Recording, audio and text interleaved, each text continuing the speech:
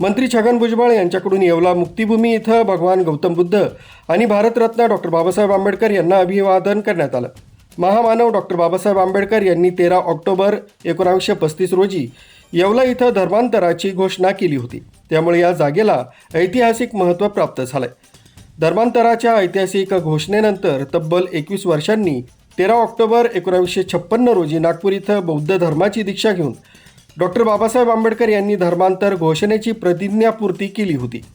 त्यामुळे नागपूर हा धर्मांतराचा कळस तर येवला मुक्तिभूमी धर्मांतराचा पाया आहे, असं प्रतिपादन राज्याचे अन्न नागरी पुरवठा तसंच ग्राहक संरक्षण मंत्री छगन भुजबळ यांनी केलंय.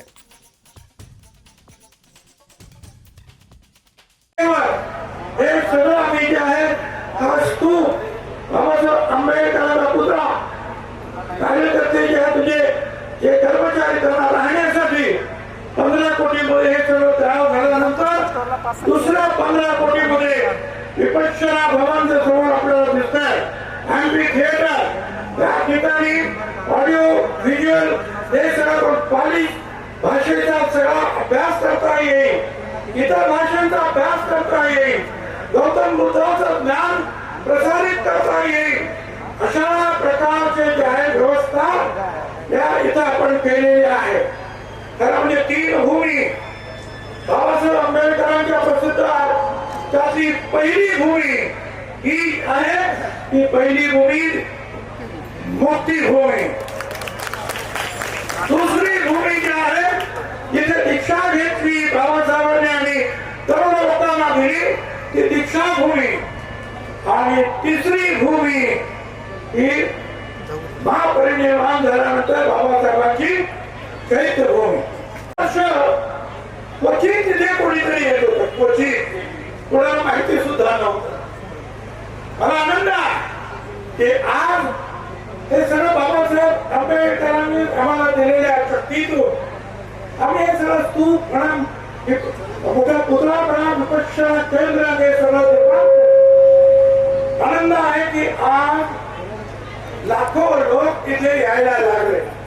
बाबासाहेब आंबेडकरांच्या इतिहासाचं स्मरण करायला लागले.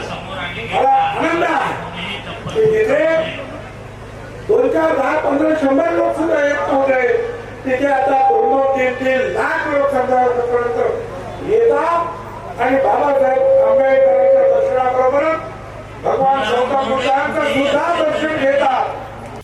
मुक्तिभूमी धर्मांतर घोषणा दिनाच्या वर्धापन दिनाच्या निमित्तानं मंत्री छगन भुजबळ यांनी येवला मुक्तिभूमी इथं भगवान गौतम बुद्ध आणि भारतरत्न डॉक्टर बाबासाहेब आंबेडकर पुतळ्यास विनम्र अभिवादन केलं. यावेळी आयोजित कार्यक्रमात ते बोलत होते.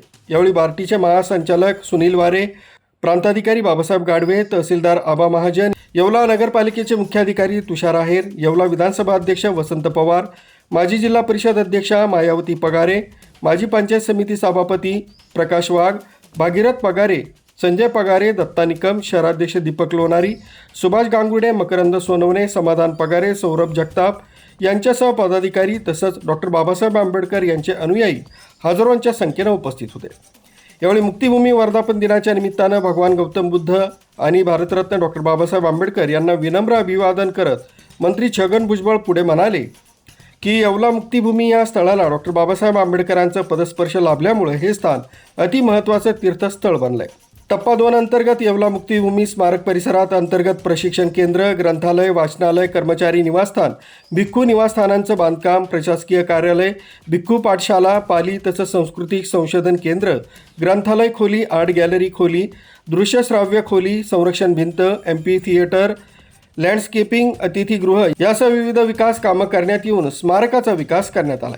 यापुढील काळातही विविध विकास कामं करून मुक्तिभूमी स्थळाचा विकास करण्यास आपलं प्राधान्य असणार असंही त्यांनी सांगितलंय. न्यूज ब्युरो, सक्षम पोलीस टाइम्स, न्यूज 112, येवला.